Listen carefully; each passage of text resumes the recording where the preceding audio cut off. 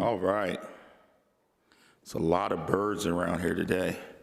Another birdie told me that the executive director of the Republican Appropriations Committee is having a birthday today. Happy birthday, Richie. Now, they told me you wanted to sing happy birthday to yourself. Just go ahead.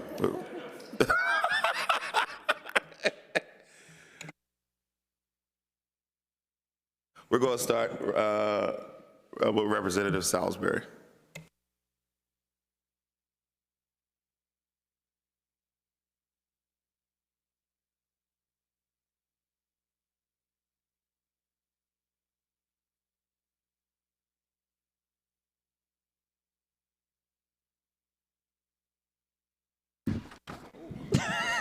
Did you really do that?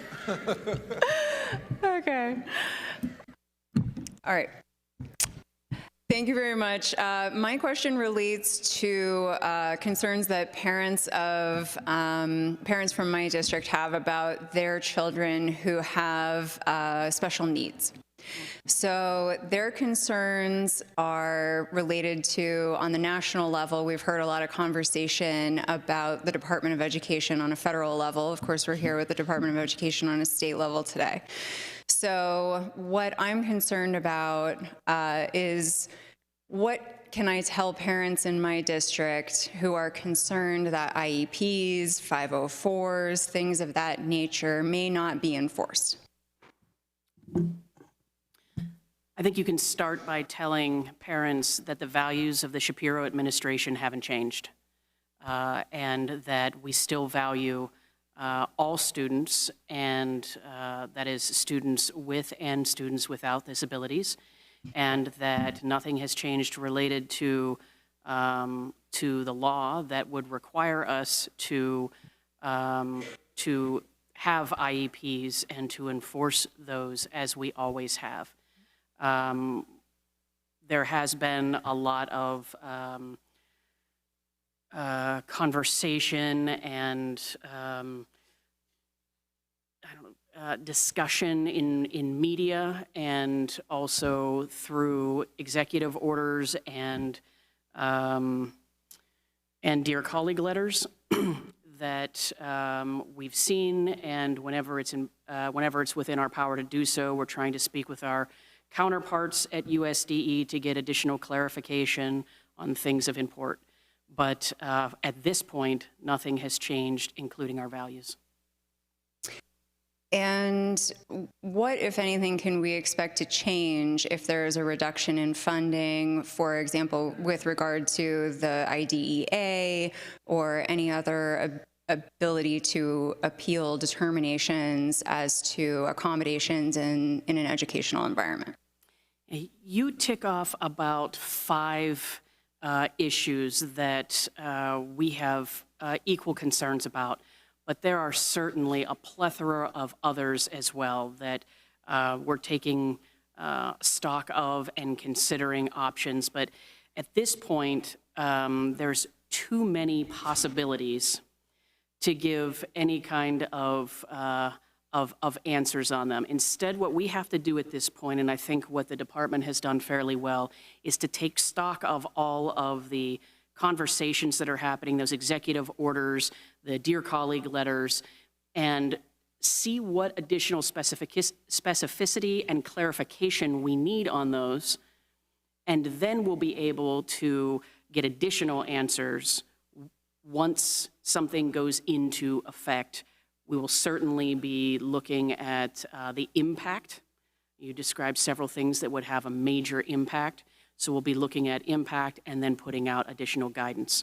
Needless to say, if $600 million in IDEA funds failed to flow to the state, that would cause irreparable harm, and we certainly would need to have some type of contingency plans in place to continue to meet the needs of students with disabilities in the state. Do we have the capacity at a state level to respond to parents who may not be having a 504, an IEP, or other special needs accommodations made?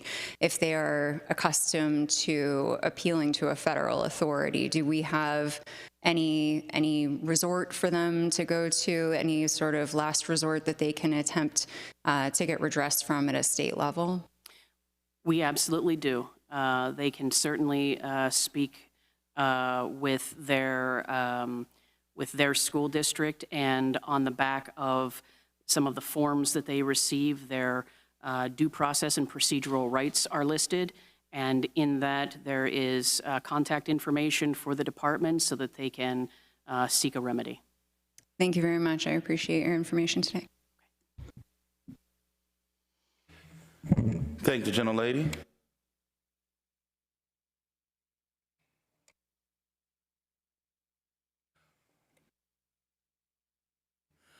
We're going to go to Chairman Cutler before we go into the second round.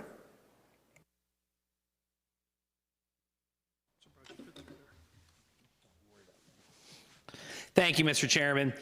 Thank you, Madam Secretary. Great to see you here. Appreciate all the board's time here to testify.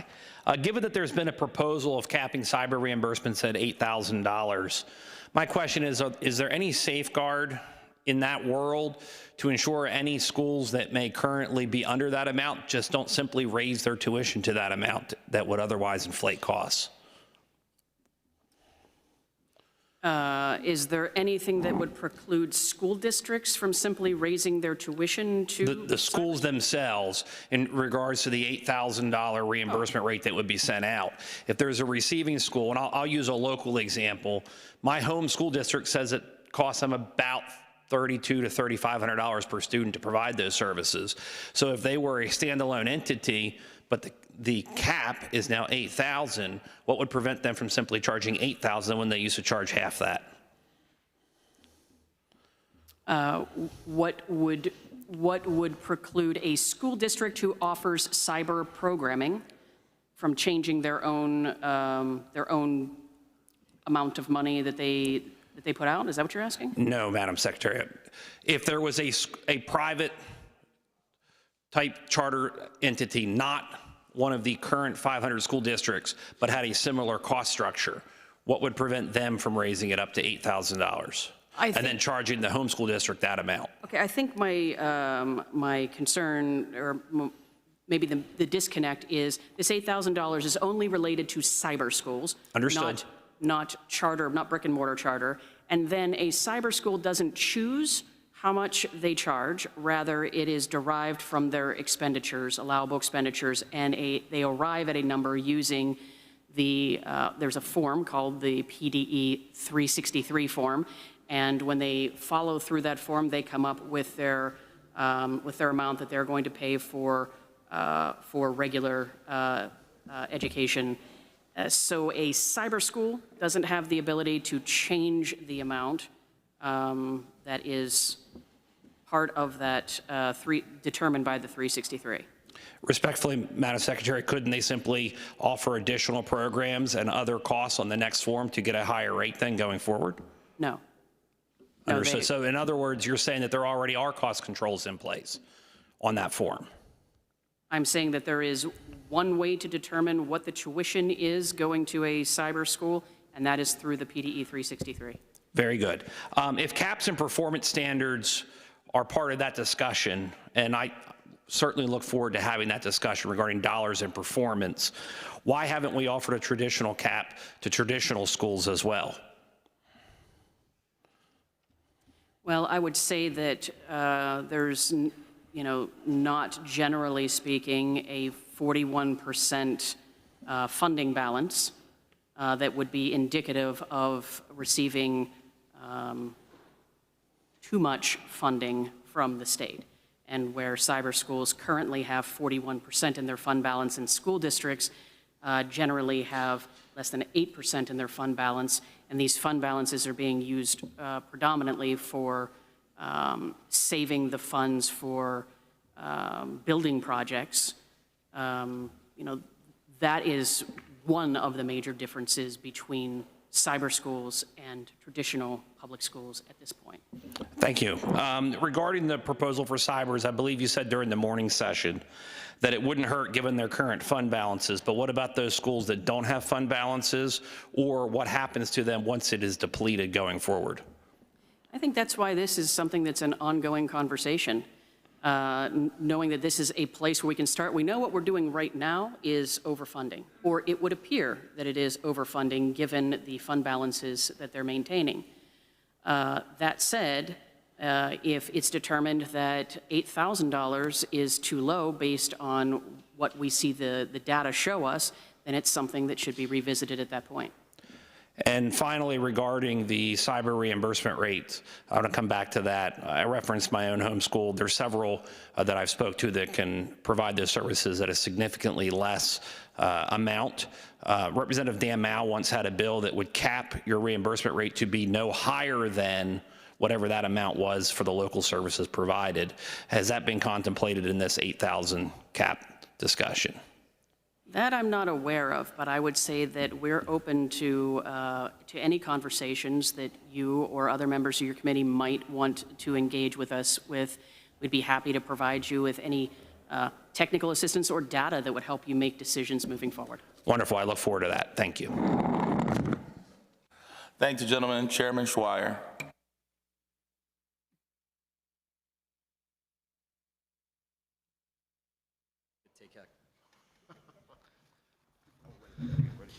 Careful. Good afternoon, everyone. Congratulations to you on your appointment. Very excited about that.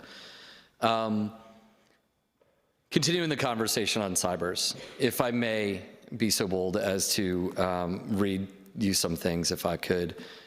This comes from Auditor General Tim DeFore's cover letter on a recent audit he just performed on cyber schools. As he mentions, he believes the evidence obtained provides a reasonable basis for findings and conclusions based on audit objections. And for my colleagues who may not have seen this, he audited, well, his department audited 5 cyber charter schools. They are the Commonwealth Charter Academy, Pennsylvania Leadership Charter School, Insight PA, Pennsylvania Cyber Charter Schools, otherwise known as PA Cyber, and Reach Cyber Charter Schools. Here are some of my favorite excerpts, or at least most illuminating, I should say. He said that based on a longstanding and complex funding formula in the charter school law, each of the 500 school districts in Pennsylvania pays a different tuition rate for regular and special education students attending the same cyber charter school, and that is not actually aligned to the actual costs of providing an online education. He further goes on that the revenue for cyber charter schools, because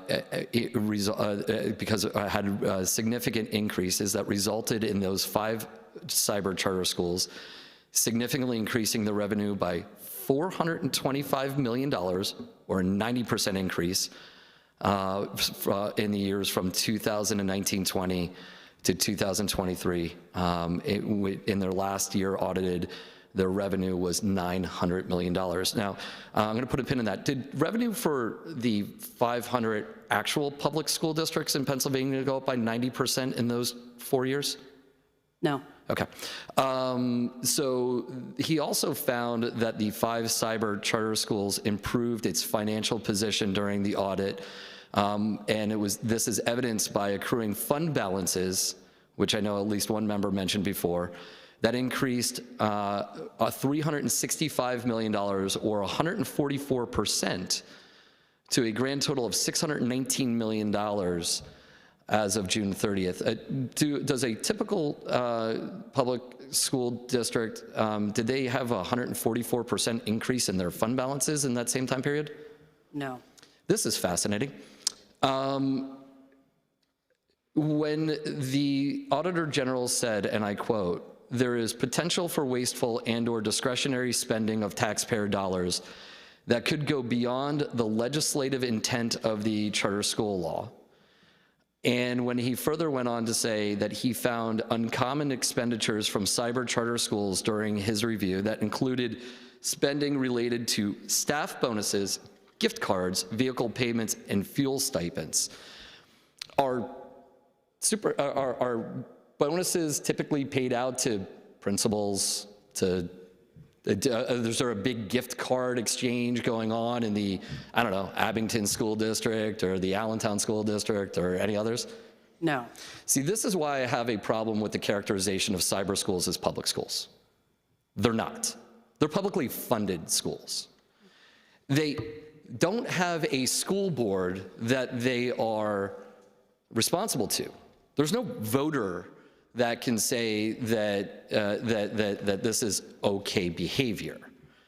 And when a brick and mortar charter school is in fact chartered by a school district, so if my school district approves a brick and mortar charter school, I have the choice of supporting that or not supporting that when I go to the polls every 2 years. I don't have that same opportunity with cyber schools because they are in fact approved by PDE unless I'm mistaken. That is true. Okay. One of the 5 charter schools, Commonwealth Charter Academy, transferred $354 million from its general fund to its capital projects fund. This is still from the Republican Auditor General's audit. During that time period, $196 million was spent to purchase and/or renovate 21 buildings, which, as he describes, could be considered uncommon for a public cyber charter school. What kind of oversight is since they're your charter schools, they're basically subcontractors of PDE. Again, I refuse to call them public schools. Because they're basically subcontractors of PDE, what kind of oversight do you have in statute or law that allows you to say maybe $200 million in school buildings for a cyber school that is clearly, according to the Auditor General, an uncommon use of money? What kind of tools do you have at your disposal? Yeah, there aren't many, and all of our tools would come after the fact. All of our tools would be done during a renewal period where we're reviewing their audited financials and data that's either supplied to us directly from them or that we would get from public sources like you're reading from. And at that time, we can make determinations about appropriateness. So it's really cool that you could say after the fact you shouldn't have done it, but the money's already spent. And last I'm guessing you're not able to get a return. You can't take the gift cards back and get the cash back, correct? That's correct. That seems like a problem. My time is up for now. I will reserve the second round of questions to ask the very simple question of, are we actually getting what we pay for? Because there's some interesting data on your publicly available website. So thank you, Mr. Chair. Thank the gentleman. Representative Krupa.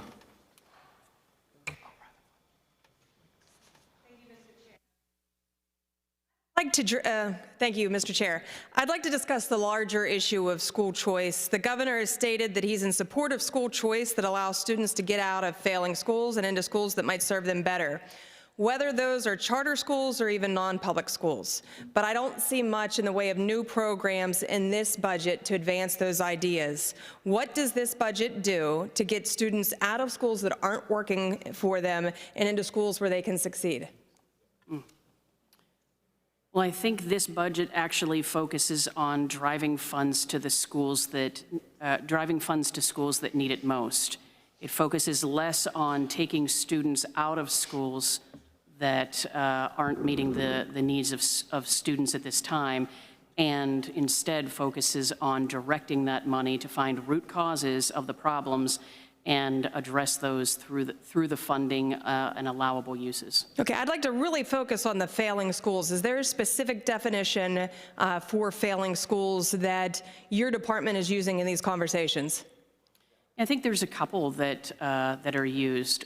One is related to the federal ESSA guidelines that talk about what it takes to be a school district that's in comprehensive school improvement, or CSI as we generally talk about it. ATSI is additional support, and then we also have TSI, which is an early warning system. Each one of those would have definitions associated with them that would tell us that those are schools that are struggling. Another one might be the OSTC definition for the Opportunity Scholarship Tax Credit, which also rank orders schools and takes the lowest performing schools, but it also takes out all charter schools. So it is only the lowest performing school districts. And within that, we can also see a definition emerge as to what low performing means. Okay, so you've just used a lot of acronyms. And in layman's terms, which of our schools are being put into that bucket as failing schools, and how many of them are there across the Commonwealth today? Right, so we have in the lowest performing, we take the lowest 5% of all schools. That would be cyber schools, brick and mortar charter schools, and school districts. So the CSI schools would be your lowest performing and 5% of the total. Okay, so and how many of our schools across the Commonwealth fall into that bucket? I can get that information if you just give me 1 second. I'd be happy Please. to look it up. Great, thanks. So we have 163 schools. That's 134 schools from school districts and 29 charter schools. And do we have a number of how many students that equates to? Well, I think we could get that for you. That would be easy enough to do based, we have enrollment on our Ready to Learn, on the Future Ready, there we go, on our Future Ready index, we could get that number for you. So if you're a parent of a child who is currently enrolled in one of these failing schools, what options do they have? And so I come from Southern Fayette County. There are no brick and mortar charter schools in my area. When COVID hit, my 3 kids were at 3 different grade levels, high school, junior high, and elementary school. And I loved that I had the option of putting them in cyber. And I quickly learned that some of my kids excelled in that and some did not. So right now in Fayette County, I know in my district, there's no brick and mortar charter. So if one of my students or the child of one of my constituents are going to one of these failing schools, what options do they have short of their parents being able to fund private education? Because I come from a very poor, very rural area where a lot of my parents are not going to be able to pay private tuition. What options do those kids have now to make sure that they can get into a school where they have the ability and everything that they need to be able to succeed so that we can get them out of the failing schools? Yeah, so the first thing would be, hearkening back to the beginning of my answer, that we are putting resources into the schools to determine what the issues are and make sure that there are resources there. With all due respect, my time is on the decline. And I understand you're trying to improve the schools that are failing, but what options do those parents have right now if their child is in one of those failing schools? You may be alluding to the OSTC scholarship option that students or that parents might be able to exercise. Is that what you're referring to? Well, and I'm asking you. That's one of the options that exists. And certainly you mentioned that they might not be able to pay for a private school, and there are EITC scholarships that could assist parents in paying for that tuition. Mr. Chair, may I have 30 additional seconds? Thank you. So in the situation of a student from Fayette County, where are they going to use that scholarship? Any school district that is not currently in the lowest bracket that I mentioned could agree to accept students if they desire, but they have to choose to accept students from schools that are failing. Thank you. Thank you, Mr. Chair. Thank the gentlelady. Representative Kincaid. Thank you, Mr. Chairman. I want to follow up a little bit on my colleagues' questions regarding school choice. The Commonwealth Court order, requires us to fund which schools? Public schools. And you were talking about private schools, OSTC. Even with school vouchers, if a student receives a school voucher, if we were to put those into place, fund them in the budget, are private schools that would be eligible to receive those vouchers required to accept the student merely because they have the voucher? No. I want to turn to Solar for Schools. While there may be costs associated with actually installing the solar panels, what do you expect to be the benefit of having solar panels on schools? Reduced energy costs. And if they reduce their energy costs, reduce the cost of utilities, where do you think that money would be spent? I would hope that it would be put back to the direct use to help students. Thank you. I want to go back to universal school meals a little bit. If we were to establish universal school meals, we would have schools that spend less time being debt collectors and more time being able to actually feed kids. So would you envision that that would actually provide an ability to create the lunchroom as a classroom, focus on teaching kids where food comes from, creating partnerships with local farms, and providing culturally relevant, diverse, inclusive foods? Absolutely. And then finally, there's a lot of chaos at the federal level, and PDE gets a lot of funding to support students from the federal level, $560 million in annual funding for the 21% of Pennsylvania student population with disabilities, $1.6 million for students enrolled in rural schools, and $4.8 million to support children living on military bases or Native American reservations. Are you guys preparing a plan to shore up against the potential catastrophic collapse if the federal Department of Education is eliminated? Yeah, often when we think about these things, we think just so much depends. There's so many possibilities that are out there based on what we're hearing. So the most responsible thing we think we can do at this point is to take in all of those talking points that we're hearing and determine exactly how many people do we have that are fully federally funded. If that funding went away, what would that do to us internally at the department as far as capacity is concerned? Certainly, we're also focused on the downstream effects, things that are happening in schools. What would the effects be there? So we're absolutely looking at that and trying to come up with as many possibilities as we can. But I'll say that none of them are pretty. I think you might have used the word catastrophic, and I think that is an excellent choice of words for any of the situations that we're considering. What are the first steps in kind of protecting funding and the students that would be impacted by the elimination of some of these programs and other students who would be affected by programs I didn't mention? I think the first steps for us is to look at what is being said, seek clarity where we can get it, get the specifics as soon as we can so that we can consider what the impacts are going to be. Once we have that information, then we can consider what guidance we're ready to put out. But certainly there's a lot at stake for a lot of different student groups. I don't think that anyone would get out of this unscathed if all of that funding went away.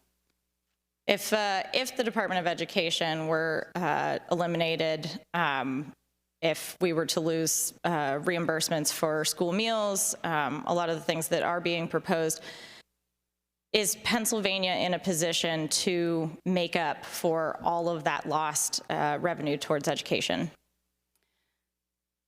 I can't imagine that it would be easy for the Commonwealth to absorb $1.6 billion in lost revenue. Thank you. Thank you, Mr. Chairman. Thank the gentlelady, Representative Kutz. Thank you, Chairman. Good afternoon again, Madam Secretary. Thank you for the opportunity for a couple more questions here. I want to start with mobile science and math education programs. We heard the governor talk about the emphasis on STEM jobs, life sciences, innovation, and I think one of those ways that we do that is through Science in Motion and the Math Counts programs. I noticed in the governor's proposal that he's eliminated that line item from the budget and funded it at zero. Can I ask, Madam Secretary, what led to the decision to discontinue funding for these programs, and is there a way we can relook at these programs in understanding that they are aligned with the governor's vision to bring more science and math programs to our students? Well, first, let me say how pleased I am to hear how much you like these programs. The Mobile Science Lab has done a lot for a lot of our students. It is really something to behold. If you haven't had the opportunity to see this in action, it's certainly something you should check out. So I'm glad that you like that so much. From what I understand, these are legislative-led initiatives, and it is customary for them to be at the 0 level and then to consider whether or not they're going to be placed back in based on legislative support.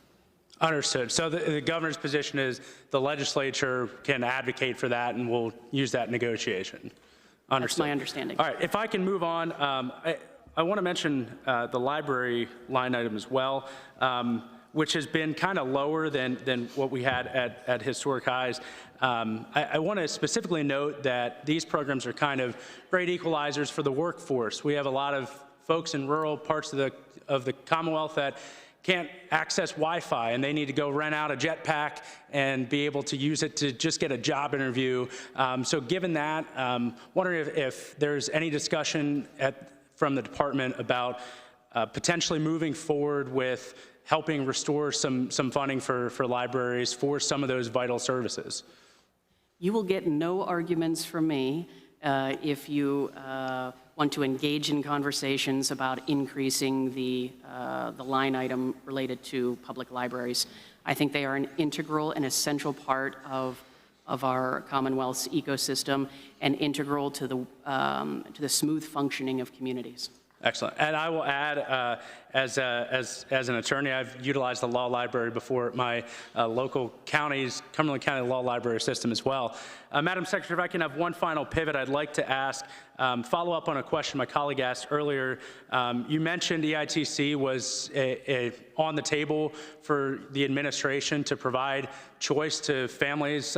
For example, in my community and a lot of wealthier communities in the Commonwealth, people are able to access, they operate with school choice based on buying a home in that community. That's not an option to everyone. So for people who don't have the ability to live in the better performing school districts, what level of funding is the governor comfortable with on EITC to provide that essential choice for students who don't have another choice?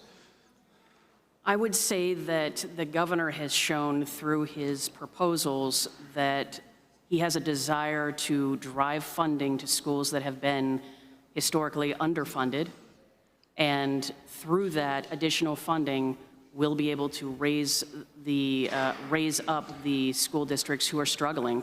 Madam Secretary, if I can, I appreciate the wanting to get the basic ed funding on one level, but let me pose it another way. There are plenty of people who don't learn well in traditional brick and mortar schools, people with special needs, learning disabilities who may need to seek another option.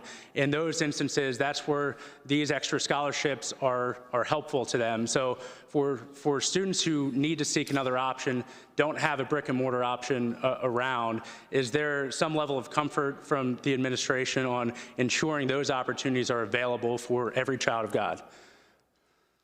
I think we want to make as many options available as possible, and cyber options are a possibility, both cyber schools that the Commonwealth operates, but also, or I should say overseas, but also cyber programs. So you mentioned that if somebody might need to seek another one of those options, it could be an option within their own district.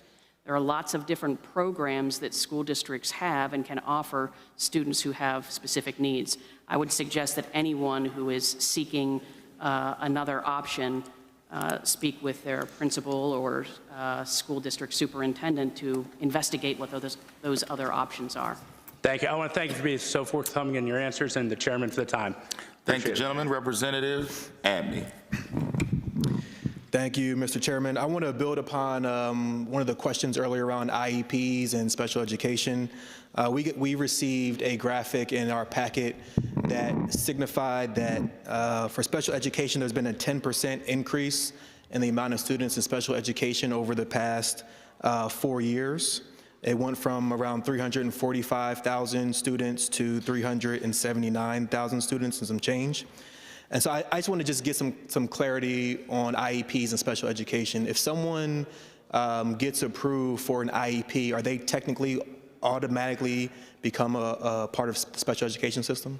So if they have an individualized education plan, then the answer to that is yes. Okay. And can you help me understand the evaluation process in which someone can be put into having an IEP? I know there are some IEPs that may be just 1 page long, or there may be a paragraph or 2 long, and then there's some that are, thick books, right? So help me understand the process in which somebody can get a 1-page one versus someone who may have a more complex IEP. And so I would agree with you. The length of an IEP does vary. The process generally starts with a recognition that there may be a discrepancy in that particular student's ability, and that can be recognized either from a parent or guardian or from the school itself. There would be a school psychologist who would be contacted to do an evaluation to determine if indeed that discrepancy exists, and then an individualized plan would be written for the student based on what their specific needs are. And that would include not only a discussion about what the particular problems are or barriers to their education, but also what the remedies are for overcoming those and what supports are going to be needed in order to achieve that.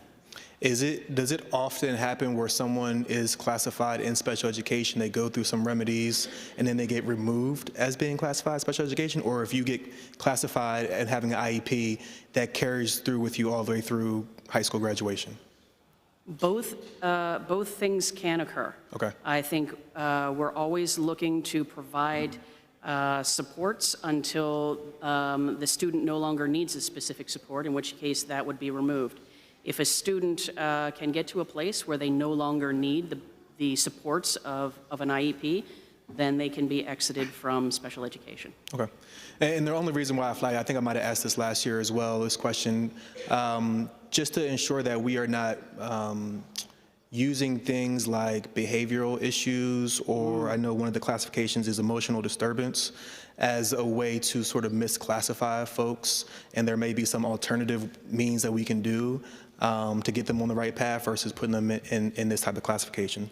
And then so I want to transition a little bit to higher education. I'm not sure if we had too many questions on that so far. I know there is the performance-based funding committee that is out right now. I know there's a proposed $60 million for the higher education performance-based funding. We had our state-related institutions here last week talking about their preparation for that. So just kind of want to get your ideas on how that's going, if you think the $60 million is a good number that we should be looking to fund for this performance-based funding. Yeah, I think the performance-based funding initiative, as you mentioned, is something that is just getting started, taking a look at this in more depth to determine what types of issues we want to consider in advance of funding and what types of outcomes we're seeking on the outcomes-based side of things will be particularly important. I'll allow the Deputy Secretary from Higher Ed to give you a more in-depth answer. Sure. Thank you for your question. The Council has held 4 public hearings, one here at the Capitol and then at each of the state-related, to talk about what that performance-based funding may look like and what elements may be utilized to drive out those dollars. At this point, the Council will then take feedback and also look at the data that will be collected in order to make a legislative recommendation on how those funds would be driven out through that Council and through that formula. Got you. Thank you. Thank you. Thank you, Mr. Chairman. Appreciate it. Thank the gentleman. Representative Marcel. Thank you, Mr. Chairman. Thank you again for being here this afternoon, and happy birthday. Thank you. I wanted to ask a few questions relating to an article that I read. It's actually from December 2024. There was an article WHYY had about how the U.S. Department of Education had concluded after a federal civil rights investigation that the Philadelphia School District failed to show it protected Jewish students from harassment despite repeated extensive notice that students, teachers, and administrators were engaging in anti-Semitic behavior. I realize that this is U.S., not Pennsylvania, but I wanted to just ask if you are getting any updates on some of the progress.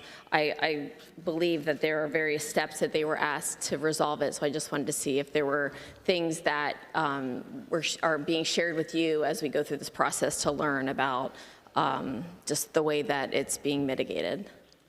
And certainly that was disconcerting to hear.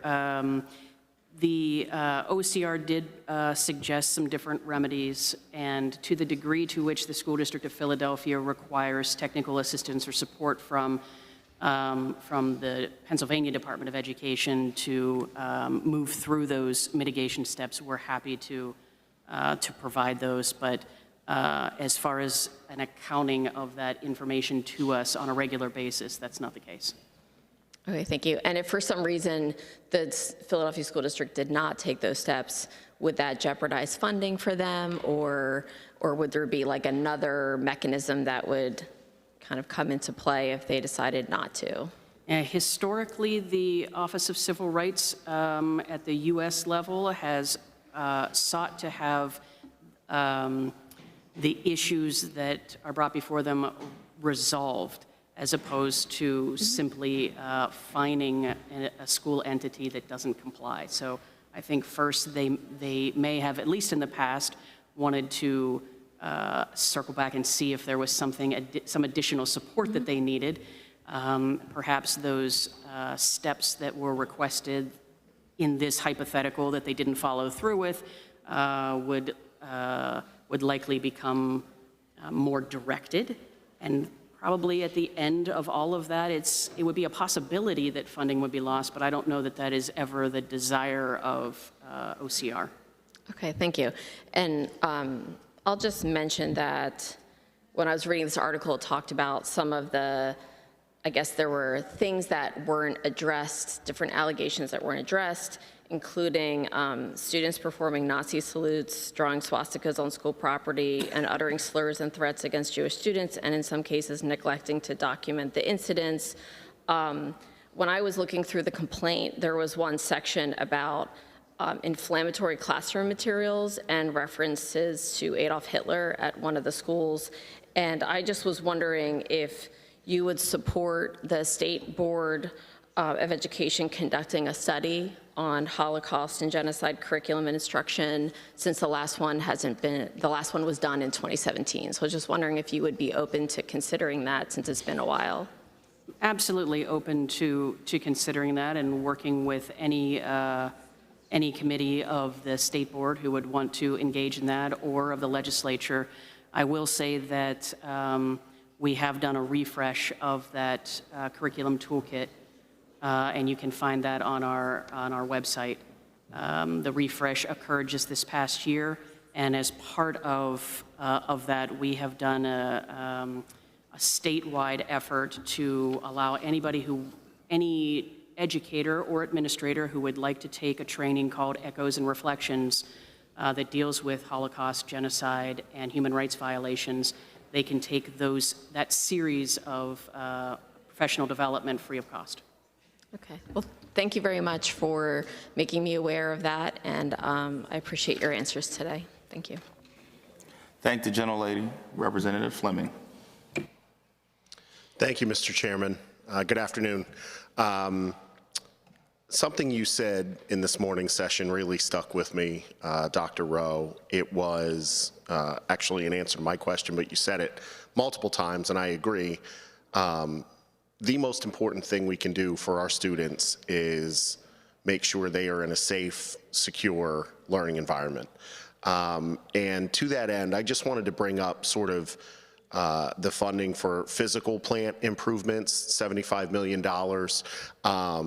You know, I have the school districts that I represent, the public school districts that I represent, are both dealing with population growth. And so the need for new buildings, the need for expansion. Central Dauphin School District is moving to full-day kindergarten. And so they're going to need space to house more students. To me, and I know we had PlanCon, but this seems woefully inadequate in terms of what the needs are for our 500 school districts. Can you give us an accounting of, you know, the funding that we have allocated in the past several fiscal years, what are the most common uses for that facility improvement? Is it lead remediation? Is it asbestos removal? Does the department have any data on what school districts have used this funding for so far in the immediate term? Yeah, we certainly have information related to the most recent round of funding that went through the department. Future, or I believe even last year's funding, as well as this year's proposed funding, is not flowing through the department. Okay. But when it did, we saw school districts seeking to have new roofs put on, HVAC, not only for heat in the winter, but also cooling in the summer. It seems almost cruel to have over 100-degree weather days and students being in classrooms that aren't properly ventilated. We've seen the lead remediation for the water and paint, as well as asbestos remediation. There is really no end to the list of things that schools need, and unfortunately, we don't have a mechanism right now for capturing all of those needs. But suffice to say, what we did drive out, school districts were very pleased to receive, but it only scratched the tip of the iceberg, as it were. Yeah, I hope she won't mind me speaking on her behalf, but I know our colleague Elizabeth Fiedler had her children in the building at least for a few days here in Harrisburg because it was simply too hot for them to attend school in Philadelphia, and they had to shut down. The district for the day because of the weather, and I know it happens everywhere, suburban, urban, and rural.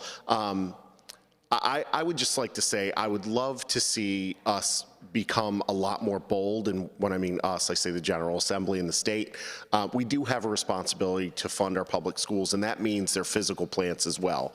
I attended a school district I was very fortunate to attend that did asbestos remediation back in the 90s when I was still in school, and I know a lot of districts did that, but unfortunately, a lot of our districts don't have the capital to take those steps. So, and I just want to put it on the record right now, I would like to see a redevelopment and capital assistance program for schools specifically as well. I know we help the private sector and the public sector with our cap, but I'd love to see this expanded for schools, whether we have to bond it or do whatever, to really help make sure that our students are in the safest, most secure environments they can possibly be in. So I thank you for that, Dr. Rowe, and I look forward to working with you and your team to try and make that a reality. Likewise. Okay. Thank the gentleman. Representative Nelson. Thank you, Mr. Chair. Quick shout out, echoing my colleagues' support for those HVAC grants. We were able to have a couple of really big wins that are going to make a difference at some of our high schools and elementary schools through dollars for those programs. So it's a positive thing that happened last year. But I'd like to go back to building on that safety component from our questions earlier today, specifically, your quote of the most important is health, safety, and welfare of our students. Another complicated, sensitive, and fiery issue are our AEDY programs, or lack thereof, in Pennsylvania. In 2019, I think we were both here, there was that lawsuit against Philadelphia district schools, which really impacted some substantial changes for disruptive youth in Pennsylvania.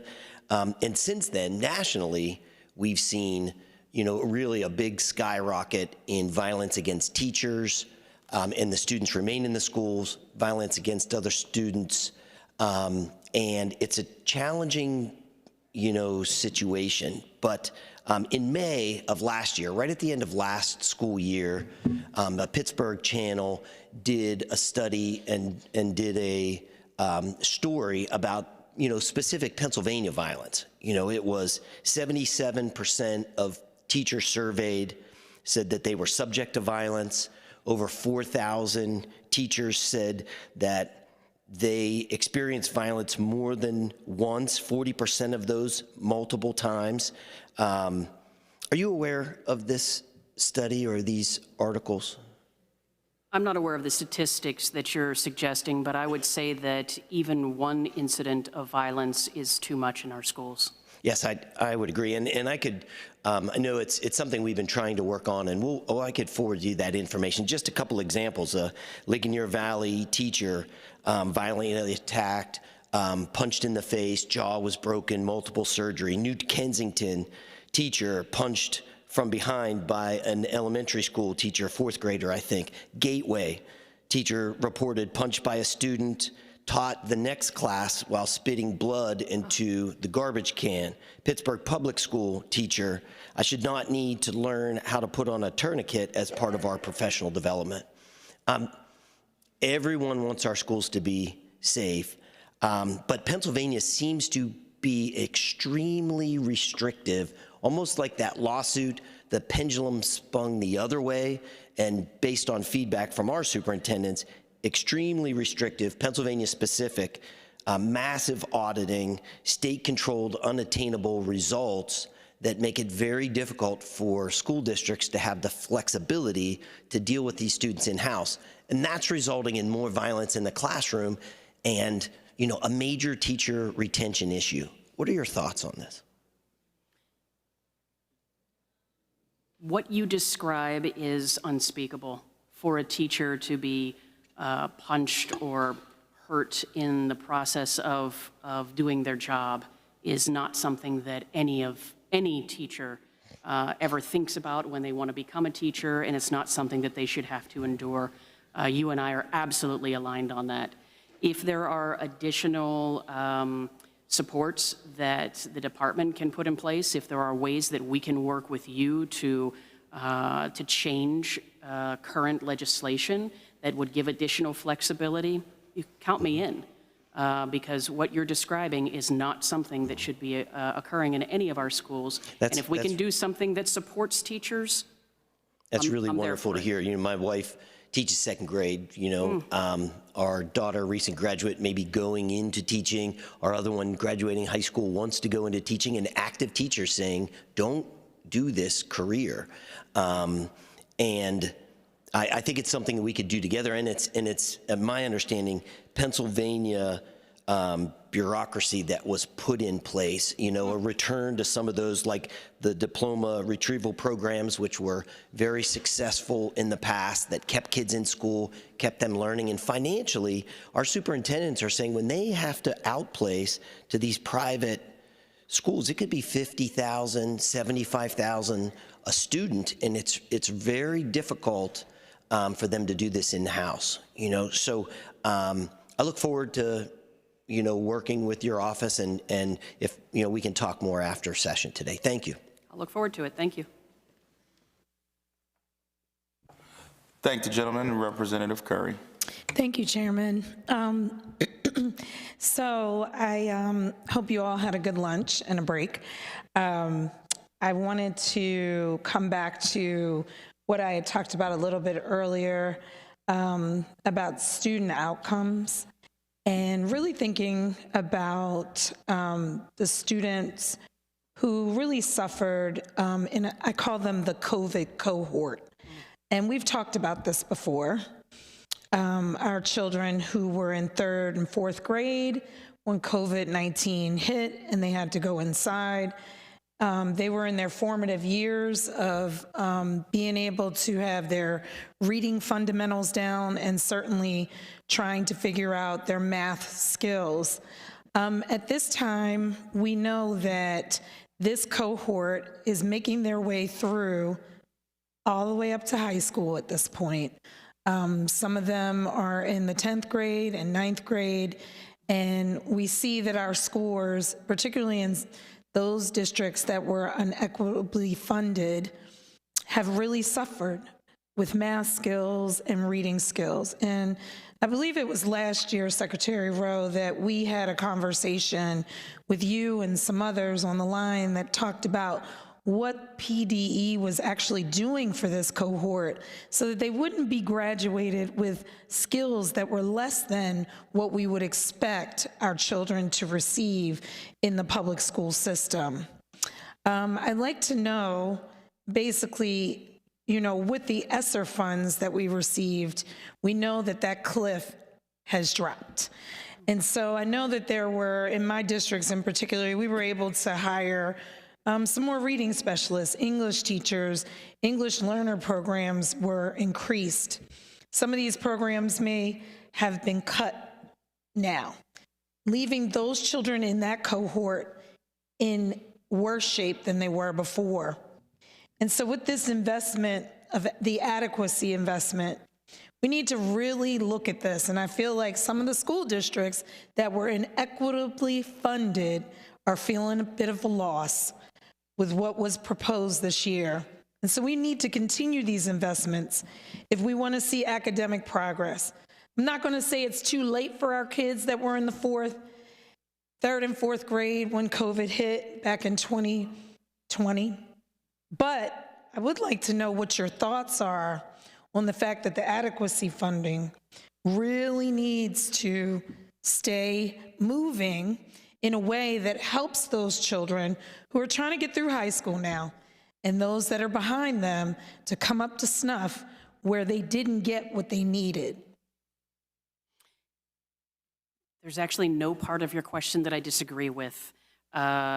Students who were at the beginning of their schooling career during the COVID pandemic and didn't necessarily receive what they needed have in some ways continued to carry those losses forward. It is with the historic increases of the Shapiro administration in previous budgets and the ongoing funding that the Shapiro administration is proposing in this budget that we can begin to remedy those losses and provide students the outcomes that they need in order to be successful moving forward. I would say that each school district will have different needs. They experienced that all at the same time, but their communities dealt with it differently. Their children dealt with it differently. And so they're going to need different things moving forward. So the fact that the adequacy funding has a list of things that it can be used for, and each one of those things has the possibility of making positive change for the students who had the problems in third grade that have possibly carried forward, is something that I think is beneficial for school districts to be considering. So what I am hearing, Secretary, is that you do think that the adequacy funds enable districts to maintain some of those positive programs. But what my concern is today is if we do come upon another pandemic, what is going to happen to the inequities that are still thriving in many of our schools without the adequacy funds that our districts know that they are not getting through this proposal? I think we have to continue to make investments and to the degree to which it's possible, continue to make those historic investments. Where we can't make the same level of investment as we have in the past, then we need to continue to build on those investments because it's going to take quite a while for us to get ourselves out of the years of disinvestment that we've had and be able to move forward without concern for money. So again, I think it's building on what we've already had to help prepare ourselves for some of those hypothetical situations that you mentioned moving forward. Heaven forbid we should have another pandemic. I appreciate that. The outcome of a lawsuit is so important, and I think we need to keep our minds on that as we prepare for this next budget. Thank you. Thank the gentlelady, Representative Kale. Thank you, Mr. Chairman. Dr. Rowe, thank you. Secretary Rowe, excuse me. Thank you for being here again today and for answering questions. My colleague from Allegheny County earlier was discussing the issues happening at the federal level. And I'm actually kind of surprised that this was brought up here today, because everything that I've heard from President Trump as it relates particularly to education funding is that instead of the federal Department of Education managing monies, actually passing it along to the states so that the states can manage it. Wouldn't you agree with President Trump that you are in a better position to manage federal dollars than it coming from Washington, D.C., where they're trying to manage 50 states across the entire United States? I can appreciate the work that the U.S. Department of Education does and providing to the state guidance and oversight. Removing them altogether from the equation would certainly be a major change. But it's Pennsylvania families. And the last time I checked, the federal Secretary of Education never comes here to answer questions from us about Pennsylvania families, and having the opportunity to have more influence on federal money. I don't see how that's not a win for the Pennsylvania Department of Education. And they might not answer questions to this body in particular, but certainly the Department of Education at the federal level does answer questions that we pose to them, and that guidance has been invaluable over the years. Okay, I'd like to move. I know I only got 5 minutes. I don't mean to be rude. No, not at all. So I want to go back to something that was asked earlier today about the adequacy gap in the funding. And last budget, it looks like, and forgive me here, you're about to have a lawyer dive into numbers. It could get ugly. Okay. Last budget, it was around $800 million in the Ready to Learn block grants. And in this budget, it's $1.3 billion. That's a $500 million increase. And then, interestingly enough, over the course of the next 4 years, it looks like here, it flatlines. Is that adequate to meet the adequacy gap? No, I'm not suggesting, and I don't think it's being suggested in this budget, that it be flatlined, rather that it is this legislative body's decision on how much that is put into the adequacy fund. And I understand and I appreciate, as a legislator, I appreciate the deference in that regard, and I'm looking forward to the budget being signed by the governor, whatever we send to him, because it seems like that's what he's saying, is that we'll do whatever you guys put on my desk as it relates to that funding. But the goal of these forecasts is so that we can adequately plan. And this is not a legitimate forecast. I don't think anyone here believes that this is a legitimate forecast of what's happening in the future. And then we keep running into these fire alarm situations in Harrisburg, where we run this massive structural deficit, which is only being covered because of COVID dollars and rainy day fund money and surpluses from the past, but that's eventually going to run out. And when we just see a flat line like this, it makes it really hard for us to plan down the road so that we don't have to raise taxes. And eventually we're going to end up in a situation, if we keep seeing planning like this from the administration, where hard decisions from the administration and from this legislative body are going to have to be made. And I wish that we had a little bit more of a serious approach as it relates to that. The last thing I want to get into, the cyber school, the $8,000. I'm curious, from where did that number come? How did you come up with, or how did the administration come up with $8,000? All these other funding formulas for education are very complicated. There's all kinds of different variables and factors. This one, $8,000 flatline, that's it. Help me understand that. I would think it would come from both how much it actually costs to educate a student in a cyber location, which is generally speaking devoid of some of the overhead costs related to facilities. Do we know what the actual cost is? Well, I think that's what we're attempting to get at here with the $8,000. That's the actual cost per student?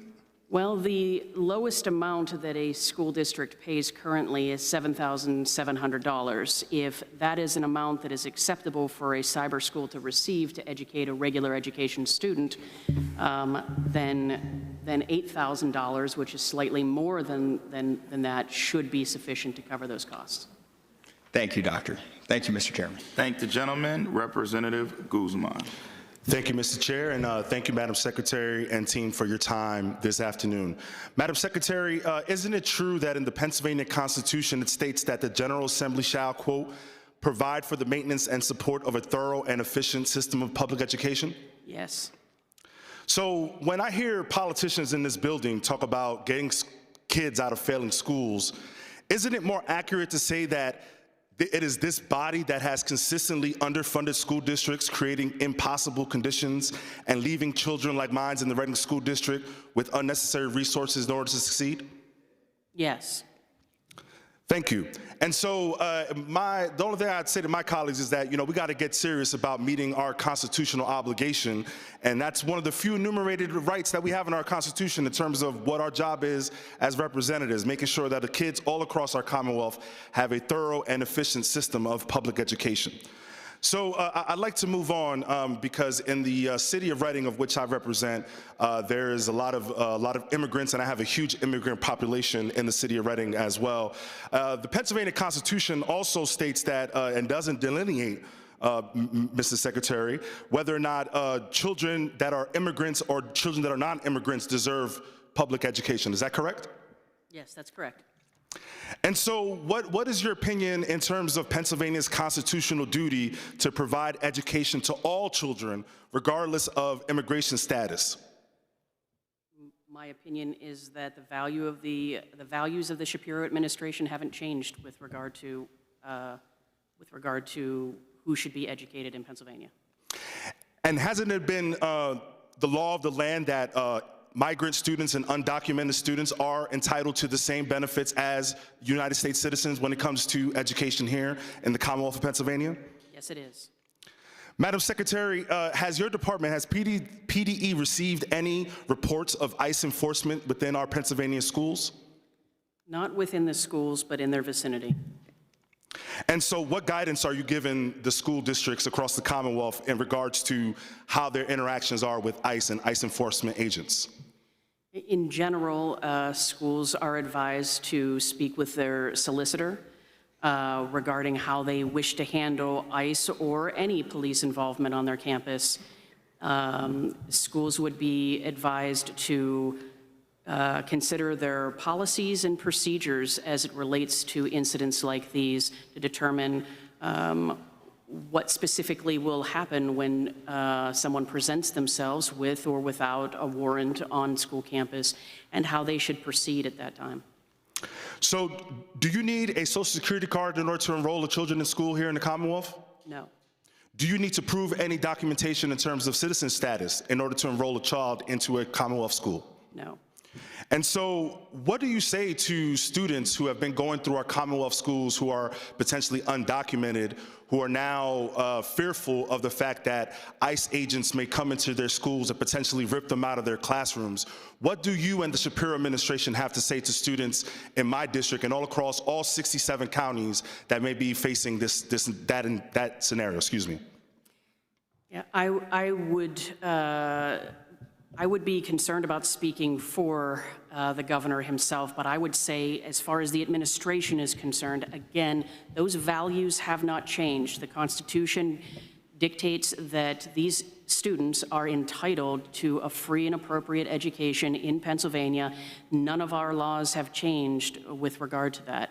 And I would probably also say personally that I regret what they're going through, that each student deserves to come to school and feel safe and supported and not be worried about being taken out of school or perhaps going home and their families not being present. And has your department issued any legal guidance to any of the school districts in regards to ICE and ICE enforcement in the classrooms? Our legal guidance is contained in our basic education circulars on each of the topics that schools would need to address issues of migrant or refugee students as they present themselves for education. So let's summarize my questions here today because I know my time is wrapping up. Number one, we know that in the Pennsylvania Constitution, it's literally stated that it is this General Assembly's obligation to provide and maintain a thorough and public education. Is that correct? Yes. And also in that Constitution, there is no mention of whether or not undocumented and/or migrant students are not allowed to participate and/or be a part of the public education system. That's true. And so for my colleagues on the other side of the aisle, these are children who are brought here for no fault of their own, and they deserve to have an equal and quality education just like all the rest of us in our classrooms. Thank you, Mr. Chair. Thank the gentleman. Representative Eckert. My bad. Representative DeVanzo.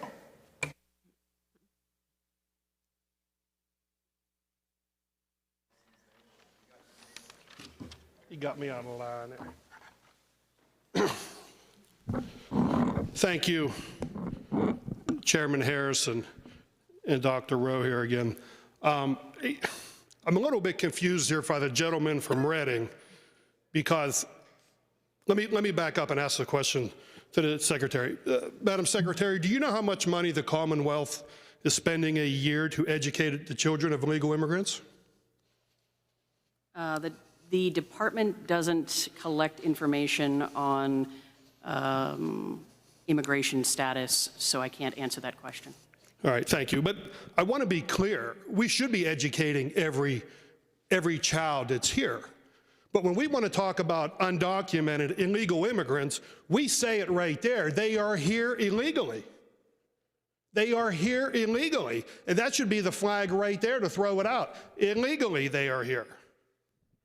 I didn't want to touch on this, and I'm probably going to move on, so I'm going to get to the question that I had, but we've heard immigrants, but we're leaving out the illegal part. We keep repeatedly leaving out illegal immigrants, which is what we are talking about here, illegal immigrants. Every child that goes to school should have an education, period. I want to talk about the NOCTI program at the CTEs, okay? Got a few reports back from some of the directors of my local CTEs. Seem to be having a little bit of issue with it. It's kind of cost effective. If you had a solution, maybe to try to help out our local superintendents, or maybe try to give a little bit of guidance here, because the cost of it is the issue with them. You know, if you have a carpenter, they're doing residential stuff, they have to do X amount of stuff to get the project done, and the school's purchasing, you know, a certain 2x4s for every student, auto body, you know, so on and so forth. Mm-hmm. Do I have remedies for the cost increases that they're experiencing? Does the department see a problem with the NOCTI program at all? Oh, with the NOCTI itself? Yeah.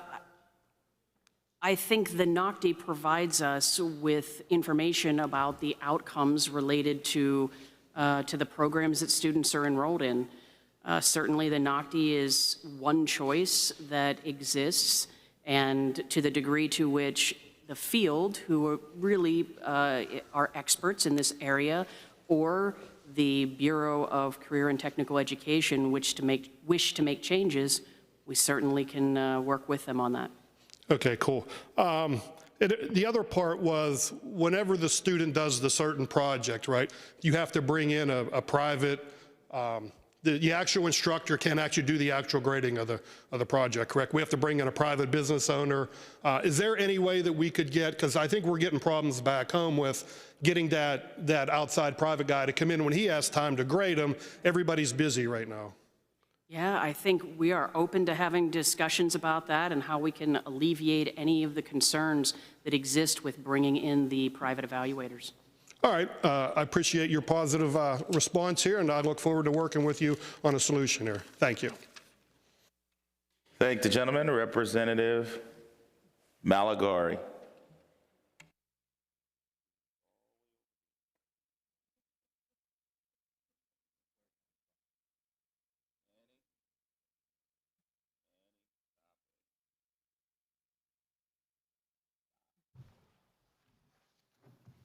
Thank you, Mr. Chairman. Thank you again for your testimony. I really do appreciate it. I had a couple questions with regard to, well, first off, I want to ask about some of these executive orders that have been coming out of Washington real quick. They deal with a couple different things. One of them has to deal with COVID vaccine mandates. Another one has to deal with racial indoctrination. Another one has to do with gender ideology, extremism, et cetera. I want to ask, because the school districts back home and across the Commonwealth are asking probably the same question. How are they supposed to deal with all these in the school districts? What are the school boards supposed to do? They're asking questions how they're supposed to deal with these mandates and make sure that they're meeting them because, well, if they don't, potential for federal funding is threatened. My question to you is this: what is PDE doing?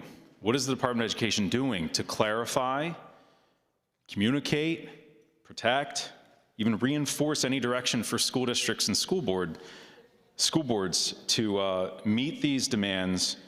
And what can we tell them back home? What can we ask of them? And what direction is the PDE going to give for potentially even the education decisions that have to come from our individual communities based upon these directives? Yeah, I think you mentioned in your question the need to seek clarity, and the department is doing that, reaching out to our counterparts in the U.S. Department of Education and with other partners that we have when we're unable to get an answer from the department itself, the U.S. Department of Education, reaching out to other entities that do this work alongside them for clarification. I think the Department of Education here at the state level is interested in ensuring that any guidance that we put out actually meets the specific needs as they're articulated in executive orders or dear colleague letters. But without that additional clarity, we can't move forward with that guidance. I think what I would say to school districts at this point is to ensure that they're working with their council or pool council on these particular issues to take steps that make sense for their particular community at this point. Thank you for that. I have a different line of questions. This has to go back to funding for charter schools. I have a document in front of me that shows me the funding that was sent in from the North Penn School District, where I represent, for funding for a non-special education student. This would be at a charter school, just north of about $17,800 some dollars for that student for each student.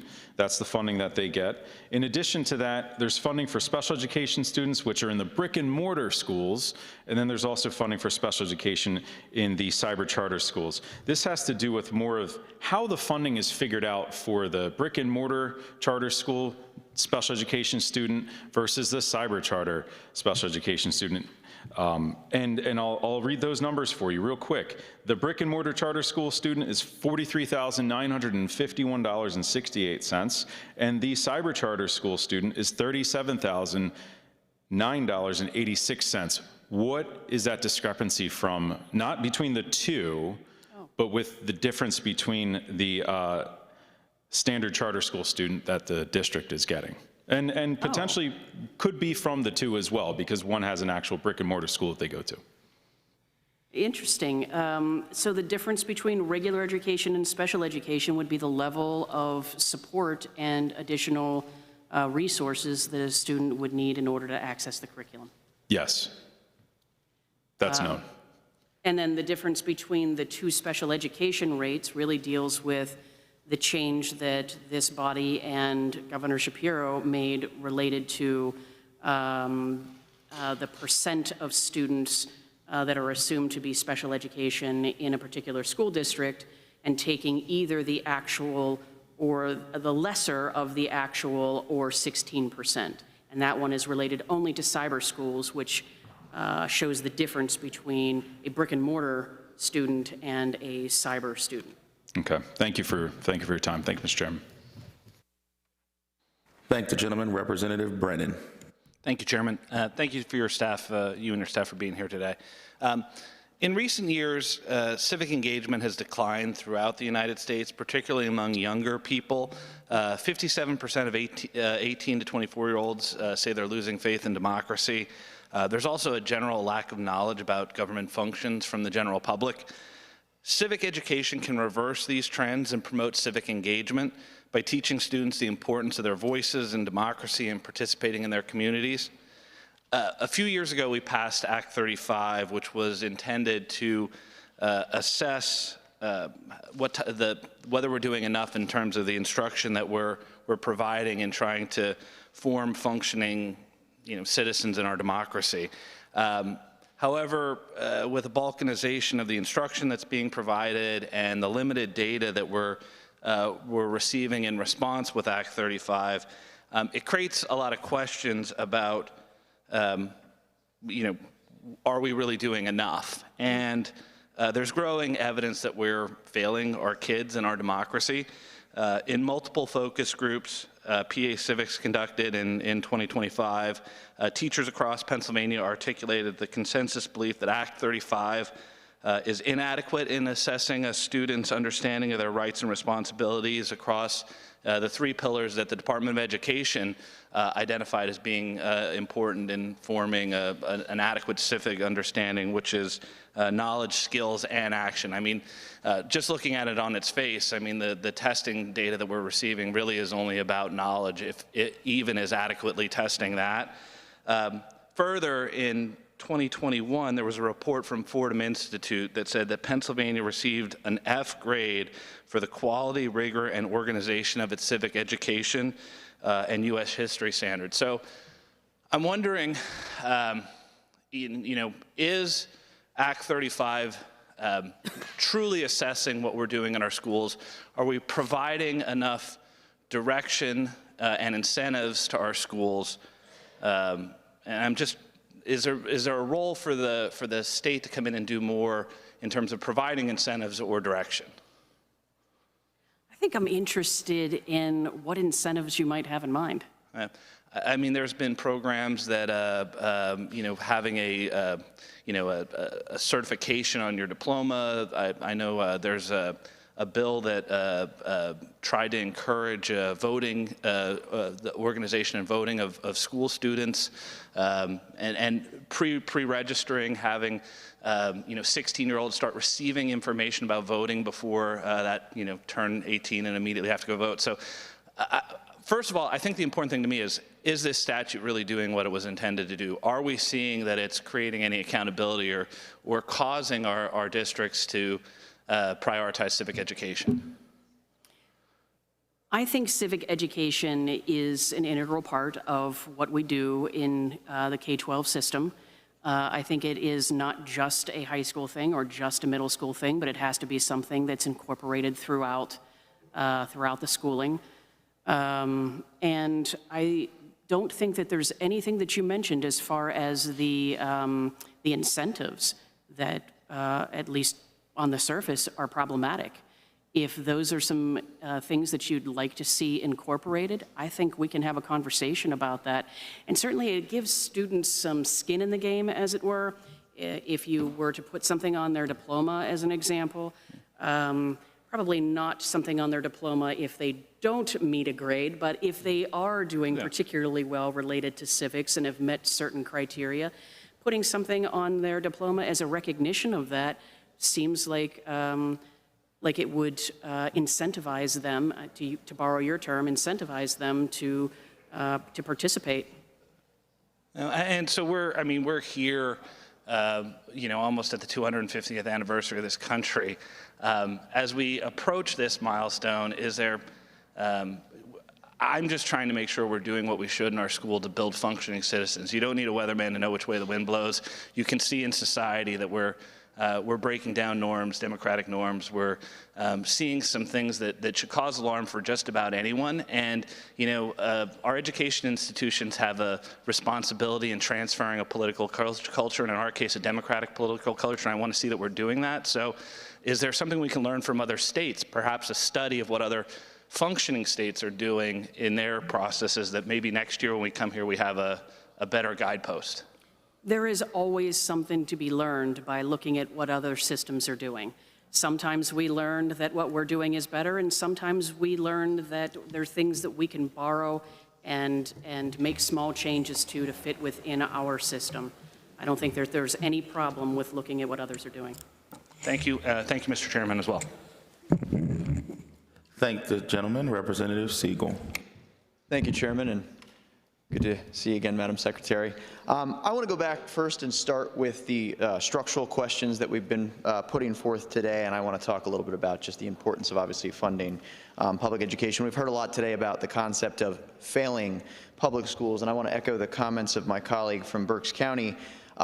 When we say failing, it implies, in my opinion, that this body has no agency, or really in many ways I think is intended to absolve us of accountability, right? I think that the reason our schools in Pennsylvania aren't performing well is because we haven't adequately funded them. And I believe, is it your assessment that when we look at the historic Commonwealth Court ruling, that what they determined was that our system of public education does in fact work well, because we know that in well-resourced, well-funded suburban districts, students have no problems with educational outcomes. We get, in fact, very good educational outcomes in those well-resourced, well-funded districts with high property values. Is that a fair assessment? I think that is fair. I think there's a lot of reasons why some students do, or some systems do well and others don't, but certainly being well-funded and well-resourced would be a reason to have higher scores. And then when it goes to the idea of, of school choice or charters, or for this matter, more importantly, cyber charters, I was pretty taken aback when I looked at some of the proficiency standards at Commonwealth Charter Academy, 25,000 students in attendance. 11% of the students in Cyber Charter Academy are actually proficient in English. 4.7% are proficient in math, and 13.2% are proficient in science. Would one not classify that as perhaps a failed experiment in education, where too few students are achieving a necessary level of proficiency in core academic standards? Yeah, the statistics that you cite would certainly seem to support that assertion. But of course, we don't have the means of holding an institution like that accountable to the same degree we would, say, a public school where you could vote out a school board. Is that fair? That's fair. And more importantly, we often talk about school choice as a way to elevate Black and brown communities, and I have the great privilege of representing the Allentown School District, which is an extraordinarily diverse working-class school district. A report from Good Jobs First found that when you compare traditional brick-and-mortar public schools against cyber charters, Black and brown students were 3 to 4 times more likely to be proficient in math and English when they attend traditional public schools, and 1.5 times more likely to be proficient in science. And in fact, there was a huge gulf in graduation rates. Cyber charters had a 65% graduation rate, while those traditional public schools had an 88% graduation rate. Would one not characterize that in comparison, that it seems that cybers are disproportionately failing the students they purport to educate? Based on the statistics that you cite, that seems reasonable. And then finally, we heard a lot of cyber charters cry poverty last year when we put forth legislation that would have capped the reimbursement rate at $8,000, and many said they would have to shut down. Are we under any constitutional obligation to keep those schools open? Is that our problem? Or would that suggest a faulty business model, perhaps, that they can't continue to operate? There is no constitutional obligation to keep them open. Thank you. And when it comes to the idea of vouchers, is it the illusion of choice that parents can truly send their child to any school they want when it's well known that schools can in fact deny students for a variety of reasons? I believe education voters found that 20% of schools have language in their treaties or charters that have anti-LGBTQ rhetoric. 50% had discriminatory language based on religion. So is it not true that those schools can deny students for any variety of reasons that one would argue perhaps violates their constitutional rights to a public or a quality education? That's true. Well, that would certainly not be choice, would it? They don't obviously have the choice to attend any school they want, because obviously they can be denied for who they are, correct? I agree with what you're saying, yes. Thank you. I just want to move on real quickly. My good colleague from Bucks brought up the importance of civic education. I was a great beneficiary of my time in public school. I was a speech and debate student, as one might imagine. I wasn't very good at sports. I was very good at public speaking. That's why I didn't have a lot of friends. Anyway, I cry inside. Anyway, I wanted to ask you a little bit about what we might do as a Commonwealth to support more of programming like that. Allentown School District, a few years back, actually created a a summer youth internship program similar to a youth service corps like they have in Maryland. Could you just speak a little bit about the value of programs like speech and debate or extracurriculars that prepare one for engagement in society? Absolutely. And make me feel better about myself. Extracurricular activities are an important part of the student education experience. One of the things that students often take advantage of is academic games that allow them to participate in speech and debate. Can I gather that that's perhaps what you did? Yes. Excellent. I can see that it's paid off. Certainly, those types of experiences are not only formative for students, but they are helping them to get through their schooling career and to reinforce some of the standards that we're seeing, some of the standards that they're exposed to.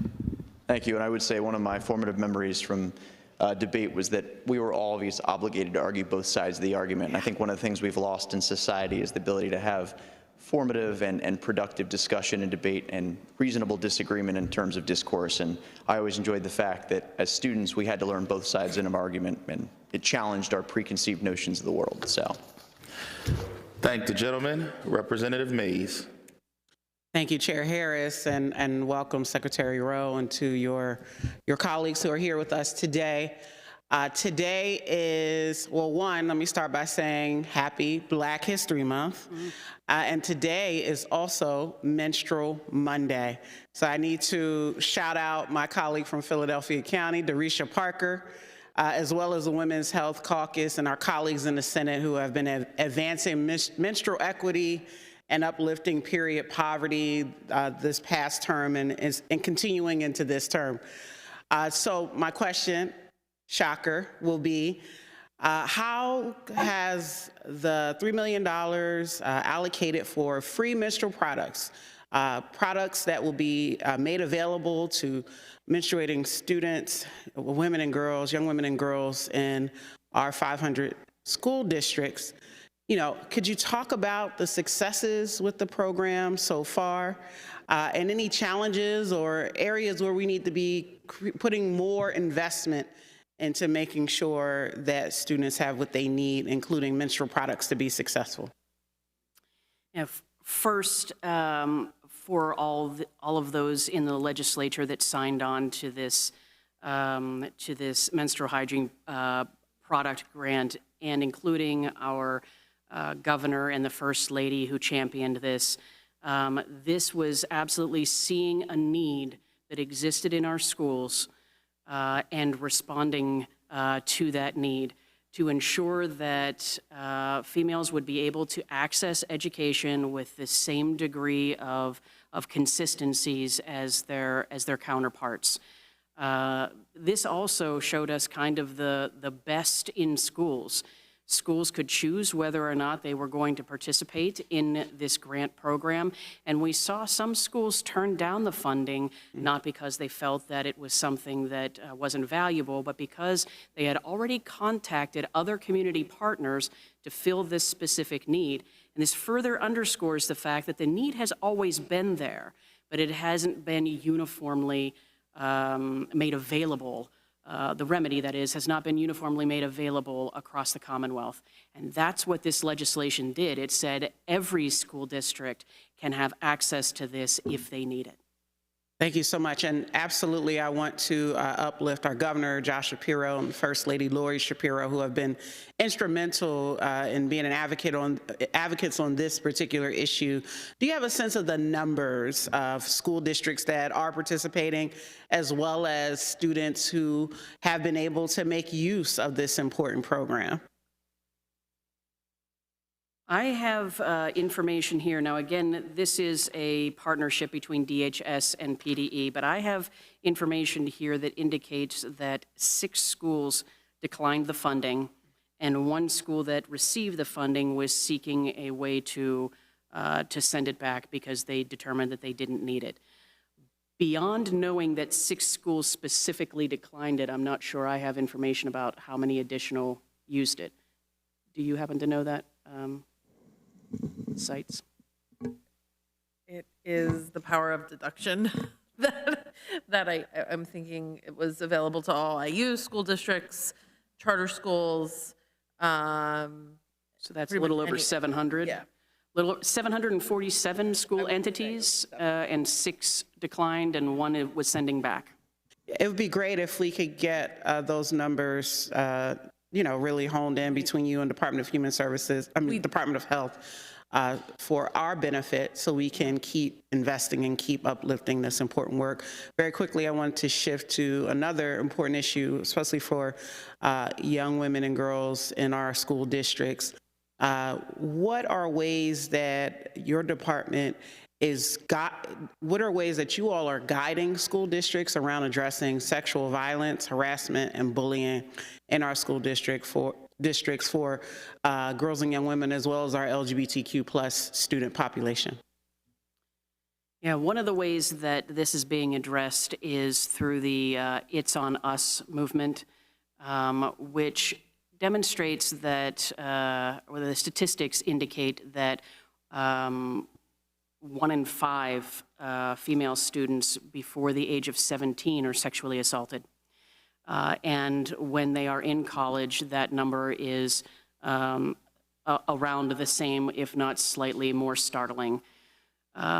So the It's on Us movement looks to raise awareness, to have prevention tactics in place, and also to work on reporting, because we know that so many of the incidents that occur aren't reported.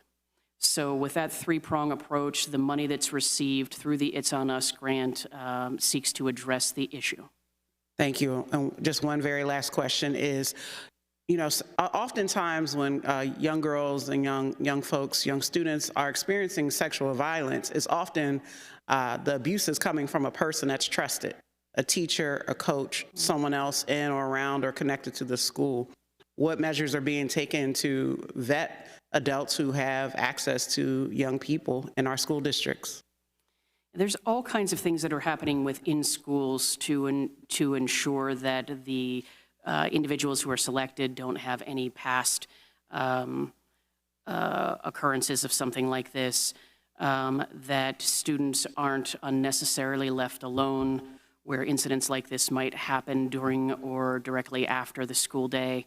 And the It's on Us grant also talks about, it's informational. It is getting that information to students about how and who and where these particular incidents often take place, so that they can begin to protect themselves with that knowledge. Thank you so much, Secretary. Thank you, Chair Harris. Thank the gentlelady. Representative Friel.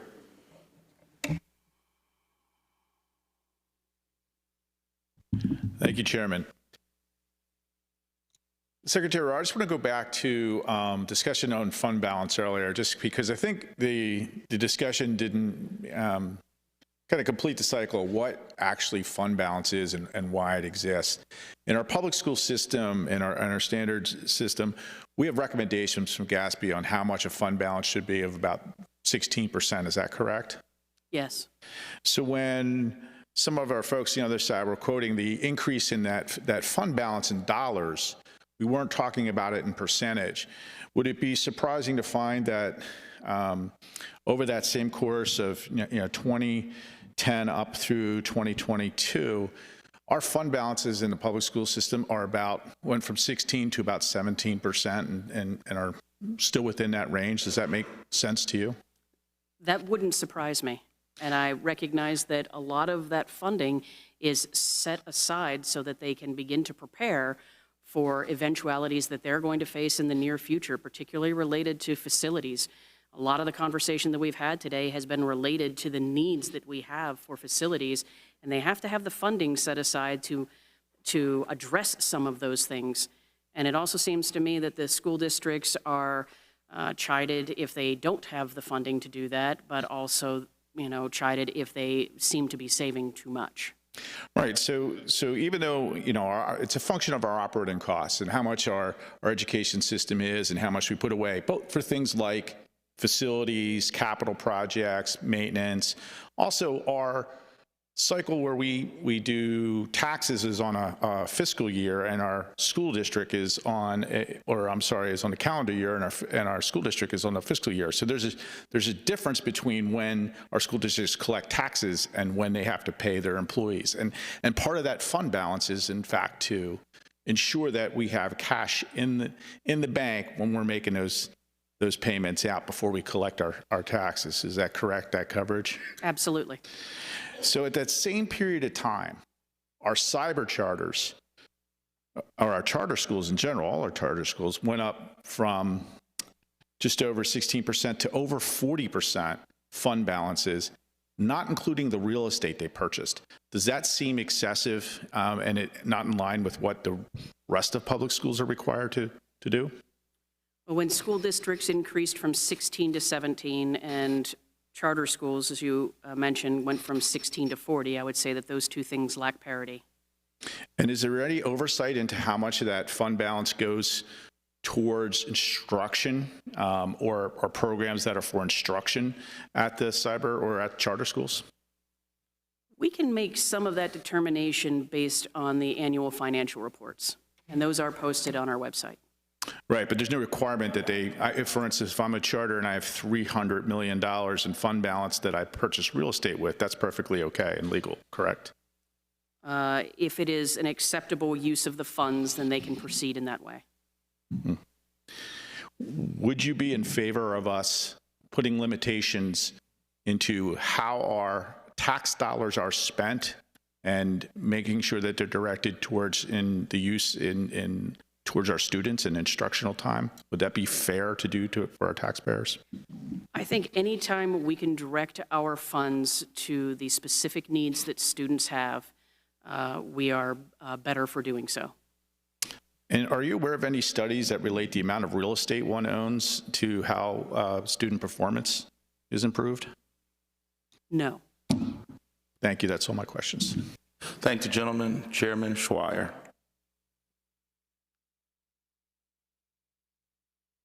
Thank you, Mr. Chairman. Thank you again for all your information, your testimony, and hanging with us this entire time. I appreciate all of our incredible professionals at the department. And one of the coolest things that the department have is the Future Ready PA Index. I think it's cool. And in a room full of nerds, because that's what this chamber is, let's be honest, on our best, except for you, Chair Harris, we are, I'm not stupid enough not to exempt the Chair of Appropriations. You really can nerd out on some cool data. So here's some fun data I found going back to the Auditor General's report and those 5 particular cyber schools. Ma'am, did you know that Commonwealth Charter Academy's proficient or advanced on English language arts and literature for all students is 11%? Yes, I'm aware. 11%. That's not 11% that are like killing it. That's like 11% of total. I just want my friend, we talk about failing schools here as if like this is not 11% of all of their students are proficient in English. But in just in case you think I'm cherry picking, I will say it goes up just a little bit for science. 13% of their students are proficient. 13% of their students are proficient.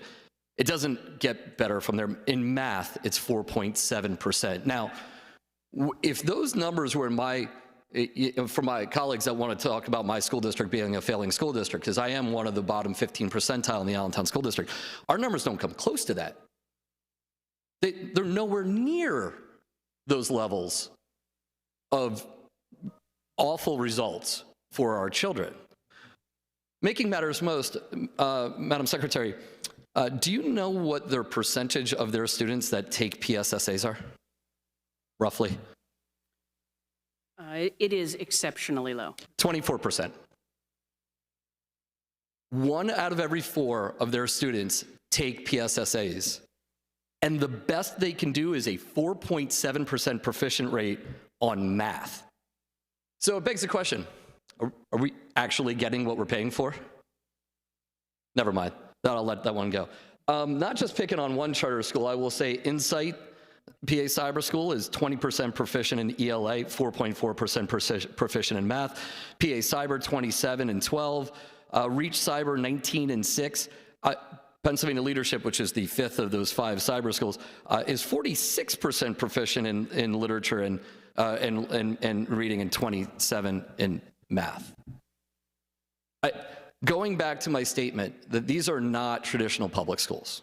These are subcontractors of the Department of Education. We may disagree on like legal language, but I can't complain to my school board about my constituents that go in CCA. CCA has a building in my district.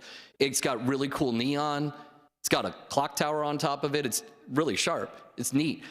That neon and that clock tower is not making their math scores go above 4.7% efficient. Ma'am, what is the standard that we are supposed to achieve in terms of proficiency according to our relationship with the federal government? Related to taking the test, 95%. And what is our goal for proficiency? 70%, if I'm not mistaken? That's correct. 70%. We are supposed to have 95% of our kids take standardized tests, and in this one cyber school, 24 do. They're supposed to achieve a 70% proficient rate in reading, math, and science, and they're at 4.7%. Are these the STEM jobs that we're preparing kids for?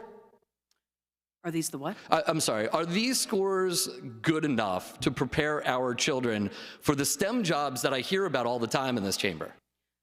No, 13% would not seem to be appropriate for that.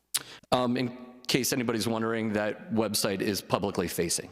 You could look at any school, charter, brick and mortar charter, cyber school. You look at every one of the schools in your home school districts to see what are and what are not school districts that are achieving what we're looking at. Again, to the questions that we keep going back to on the cybers.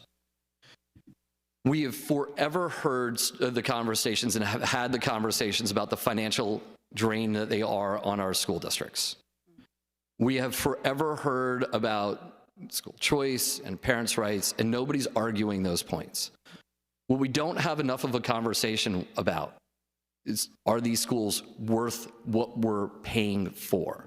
The 24,000 students that are in CCA, in cyber buildings with neon, only 4.7% are proficient in mathematics.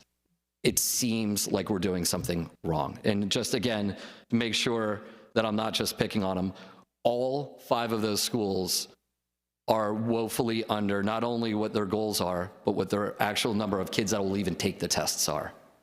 A lot of questions. Thank you. Thank you, Mr. Chairman.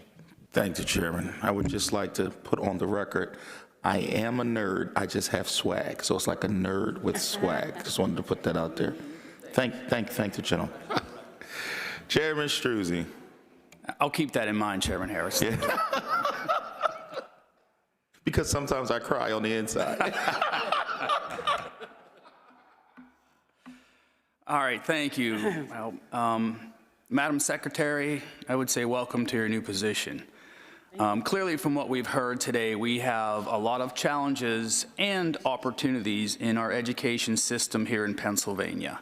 I think we can all agree that we want to have great education for all students, as I said at the beginning, from all walks of life in every corner of this Commonwealth. And I think that there is a disagreement, though, on how we provide that education. But we need to provide that education. So somehow we need to come together to solve these issues, to solve these challenges before us, to make sure that we are providing a quality education for every student in Pennsylvania. But I want to talk about some of these budget numbers that have been thrown around here this afternoon, and I think that we should have some concerns when we're talking about this funding gap that was identified by the courts of $3.5 billion, and yet your basic education funding lines and your Ready to Learn block grant lines are literally flatlined after this upcoming fiscal year. So as you talk about predictability for school districts, it's clearly not there. And you also said that simply adding money will not solve these problems. Is that correct? I likely made that statement. You did, yes. So I would like to point out as we talk about school funding, because I think there's sort of a misnomer that we haven't provided any increases in funding, when in fact last year I believe we provided a historic increase in education funding. And looking back over the past 10 years, or at least from the fiscal year 2012-2013 to 22-23, state funding for all school districts in Pennsylvania increased by 50%. Student funding increased by 55%. At the same time, expenditures increased by 40%, and expenditures per student increased by 46%, while at the same time, student population in Pennsylvania decreased by 4%. That tells me something is not working within the system. If we are seeing all these increases in education funding, yet we are still coming back to the same results. Therefore, Madam Secretary, I say to you, you have an opportunity before you. Thank you. Yes, I was hoping you would comment on that, but okay. What I would like to see, though, I know that you're relatively new, not to the Department of Education, but to your position, but I'd like to see some sort of a strategy on, we can't continue to throw money, as you said, at a problem and think it's going to fix itself. So we need to understand, where is the accountability? How are these funds being used? Why are we not seeing increases? Why are we not seeing test scores increase, whether it's in charter schools or public schools? We want to see results. That's what we're all here for, and that is, again, to deliver quality education for our students. If it means we have to change the funding formula, then we need to talk about that. I think it goes without saying that we want to make sure these funds are going to the right areas for the right districts for the right reasons. And I can tell you that the districts in my county of Indiana County are not real happy with the way the funds are being distributed right now. They think the system needs to be changed as well. And they're public schools, and in my district, we are primarily public schools. So again, there's a challenge there as well. And then as we're talking about these fund balances, I think it's important that we do establish some level of how much funding a school district needs, because as you said, it's not good to draw down your surplus or deplete your rainy day fund, right? To deplete it to zero would be irresponsible. That's what I think we're looking at from a state budget perspective overall. So thank you for that. And then lastly, you mentioned mandates, and you want to take a look at mandates. Well, I think what I hear from my local districts, and I think a lot of my colleagues will agree with this, is our school districts are mandated to the point where it's costing them burdensome amounts of funding and hours. For example, one of my school districts, when I asked them about standardized testing, they indicated for the PSSAs, it takes 69 staff members, 1,449 man-hours to administer that 7 days of testing. Think about how much that would cost. Think about if those staff hours could actually be used to educate the students. Now, I know we have to have some measure of how much these students are learning, but I think we need to take a fresh look at what those testing mechanisms are. Are they too much? What are the results we're getting from them? I would also point out that the Keystone exams cost another 806 hours as well. So as I said at the beginning of this, you have an opportunity before you, I think, to do some good for our educational systems in Pennsylvania, and we are here to help. We all agree that we need to fund education, but we need to do it the right way. We need to do it effectively. We need to be responsible with taxpayer dollars. We need to look at outlying years, and we need to have some accountability. So thank you, Madam Secretary. Thank you, Chairman. Thank you, gentlemen. Madam Secretary, before we wrap up, I want to ask a couple questions. Issue that is concerning to me and a couple other members, I want to talk a little bit about teacher certification. Madam Secretary, it concerns me that we have a shortage of teachers here in the Commonwealth of Pennsylvania, yet I could have a doctorate degree in chemistry. I could have worked at Johnson & Johnson for 30 years, but I cannot go into Philadelphia or any other school and go and teach science, chemistry, or any other scientific discipline, although I've been doing it for 30 years. Yet, I could go to the main line in Pennsylvania, in southeastern Pennsylvania, and I could teach at a private school because I am required to get a certification. Now, while I understand certification, and I think that we should all have qualified teachers, there are parts of the certification process that I believe just don't make sense for older adults. If I am a 45-year-old PhD with a family, I can't quit my job to go and student teach. But I am highly qualified, and any of our Ivy League schools pick up many of those folks, and they teach at the undergrad, master's, and doctoral level. But I can't teach in a public school in the Commonwealth.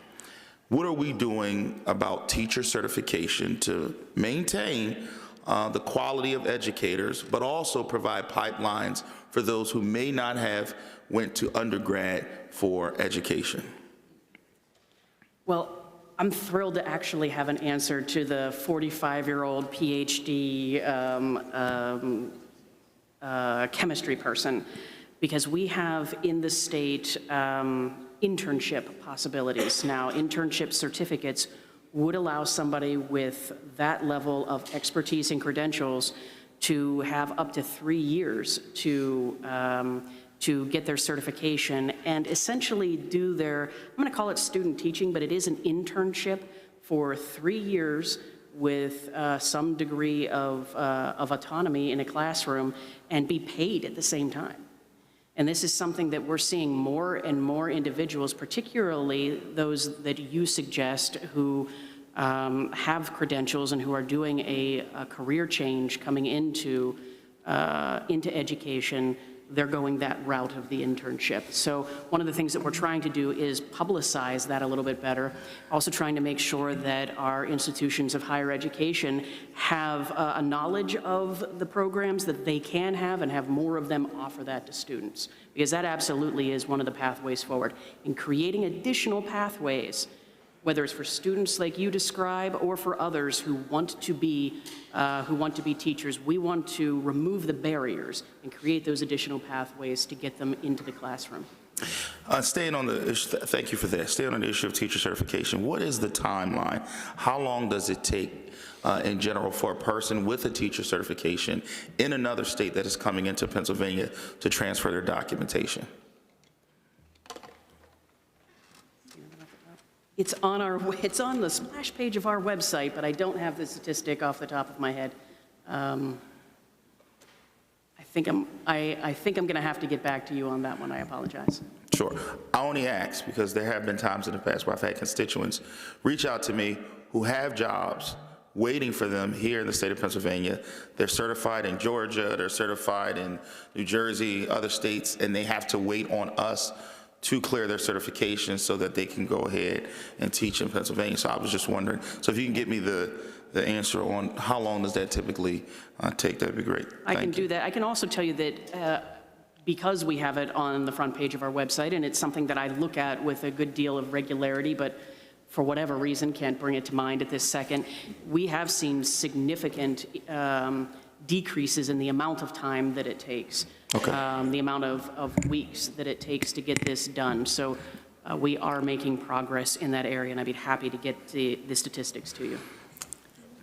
One of my colleagues talked about federal funding. Do you have any anticipation? Do you have any backup plans or thoughts about what we could be looking at possibly if there is an elimination of the Department of Education at the federal level? Let me say that the one thing that I have heard President Trump say is that if the Department of Education is closed, that the funding would be shifted to another agency. And at least at one point, and I don't know that this is specifically attributable to the president, but to someone at that level, that it would be DHS that would receive the funding. So on the one hand, the closing of the Department of Education would be exceptionally difficult given all of the guidance that they provide to us. But the catastrophic piece would be if that funding were lost altogether. So at least on the surface, having it move to another agency wouldn't be a total loss. Do you believe that there's value in having a Department of Education at the federal level? Can you ask the question again? I'm sorry. Do you believe that there is value in having a Department of Education at the federal level? Without question. Why so? Well, before the Department of Education existed, schools were not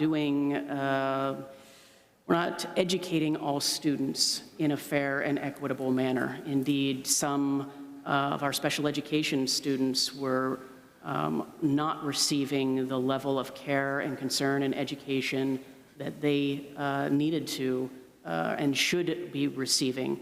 The Department of Education, at its inception, was one of the first things that occurred was to right that ship, and I don't want to see anyone lose rights to a free and appropriate education. Thank you. Shifting gears a little bit, I want to talk about a topic that some of my colleagues brought up, school choice. I have been a supporter of school choice. It has put me at odds with some people at times, but I believed in it because I come from Philadelphia County, where a lot of time Black and brown students and poor students in general have not been afforded to have the quality of education that their counterparts have had, literally who live 2 or 3 miles away from them. But with regards to talking school choice, I have put up votes for many times for OSTC funding, EITC tax credits. Do you currently happen to know if those tax credit programs are oversubscribed currently? If they're oversubscribed, I can't say that I do know that. Do you know? Can Deputy Secretary Slates answer the question? We're going to have to get back to you on that. That program is not run out of PDE, so we don't have the specific numbers on that in front of us, but we can definitely work with our counterparts to get that. So according to what I am told, EITC, which we increased by $50 million last year to a cap of $375 million, has $74 million that is still unused. Would you be surprised to know that? Because it's not something that's done within our department. It's not something I've given a whole lot of thought to. So what about OSTC? OSTC is a scholarship program that, as you know, goes towards those who are in failing schools, but also who have a certain income guideline, income requirement. Would you be shocked to know that almost 25% of that money is still unused as of right now? I wouldn't be surprised to know that. I would say that the Department of Education is only responsible for providing the list of the lowest performing schools. And again, that list is absent any cyber or brick and mortar charter school. It's only school districts. School districts have an option of receiving these students from the low-performing schools, and when given the option, oftentimes they're choosing not to do that. So I'm not surprised then that 25% of the money remains. So to my friends who do support these programs, it's interesting to see that more than $100 million that we have allocated for these programs, today being February 24th, have still gone unused, and that there's still $100+ million still out there that folks could use with regards to providing options and choice for their children. Moving forward to two other things. Now, I'm not asking you to get into the specifics, but West Philadelphia Achievement Charter School is a charter school in the city of Philadelphia that has been sued by the School District of Philadelphia and asked to pay $30 million back to the School District of Philadelphia because of over-enrollment of their charter. It is my understanding that since early to mid-2000s, the district and this charter school have not agreed on a new charter, and therefore the charter was doing a redirection towards PDE. PDE by law apparently is required to do that. We are more than a decade out. And it seems as though now, after a decade, the School District of Philadelphia wants money back for children that they did not educate. I want to be clear. This is not fraud. This is not waste or abuse. These are young people that were educated at a charter school that now the district wants money back for. What role does PDE play in that situation? And as the secretary, what changes do you think we need to make to show so that this never happens again, where a school and a district are able to have this kind of dispute to the tune of $30 million, to the tune of more than a decade? And I think this points to a need to reform the charter school law that currently exists. I think there are things that occurred, that have occurred since the inception of the charter school law that couldn't have been contemplated at that point. With any law, you need to gather data to determine the degree to which additional changes are needed. And I think that's something that's been missing from charter and cyber charter law over the years, is we have an understanding that there need to be changes. We even have data in some situations, this situation notwithstanding. And since we know those things, it would be time for us to step in and start to make changes that would positively affect everyone. Now, I don't want to put you in the middle of this, but I will ask this question. I told you folks I wouldn't go too deep on this, but I do think it is problematic that a district could wait all of this time and then now come back after literally more than a decade and try to receive resources for children that they did not educate. Do you see that as a problem?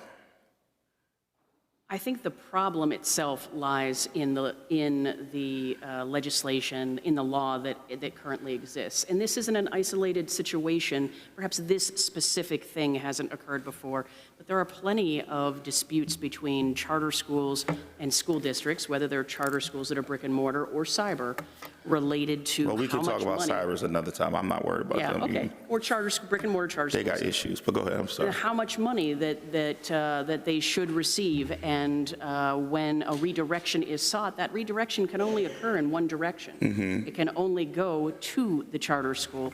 It's not something that, if there's a mistake that's identified, can flow back to the district. So if that is perceived as problematic enough, then I think that's something that has to be addressed in the legislation. Two more questions for you, and I did want to three more actually. I do want to segment out cyber charters from brick and mortar, because I do believe that we have a tremendous problem with cyber charters right now, currently in the Commonwealth. I think Chairman Schweier brought this up. It is unconscionable, in my opinion, for these 5 cybers to have over $600 million in reserves and money that is not necessarily going to educating children. How do you think we get to the root of that problem? I think that through study, I think we need to take a look at what data we actually have that informs the statistics that are being shared, ensure that that data is correct, ask ourselves about what it means once we are sure that we have accurate data, and then take steps to make changes. And we shouldn't hold back from making changes. We're not suggesting that charter schools that are brick and mortar don't have a place in our public school system, or that cyber schools don't have a place, but we need to make sure that the playing field is level. I want to shift to Deputy Secretary Brown for a second. My office was in communication with the Deputy Secretary. We appreciate her work some months ago with child care centers. Just wondering, what, if any, changes have been made? What are we putting in place to ensure that we no longer have an issue of when we switch providers of, what is it, EL? So You know what I'm talking, I can't remember the acronym. So, Chairman, I just want to be candid that falls into my DHS work, and I will be here next week testifying. So you tell me you want to talk about that next week? Yes, That was trying yes, to tell sir. me? Yes, sir. All right, I'm going to ask you this question next week, so don't. No, that's fine. I'll All be right. ready for it, but All right. I didn't want to conflict it with my PDE work. All right, fair enough, fair enough. Last point that I will make, one of my colleagues mentioned undocumented children, used a term that I don't like to use with regards to those children. Not necessarily a question as much as a comment. Those children are going to our schools, and many of them are going to our schools because their parents are actually going to work every single day here. Just today for lunch, we had a beautiful meal. It was grilled chicken and had pasta. Inside that pasta was green and red peppers, but there was something else in there, and they were called mushrooms. Pennsylvania is known to have amazing mushrooms coming out of Kennett Square, but do you know who picked those mushrooms in Kennett Square? Many of our undocumented workers who send their children to our schools. So before we call and criticize the children who are being educated here, we should probably talk about the parents who pay taxes here, who work here, and who pick some of the fruits and vegetables that many of us enjoyed, and some of us may have enjoyed for lunch. Thank you so much, Secretary, and all of your staff for being here and representing the Department of Education here. And with that, that will end today's hearing of the Department of Education. We will be back here tomorrow at 10 a.m. where we will talk to the Department of State. This ends this day of our budget hearings.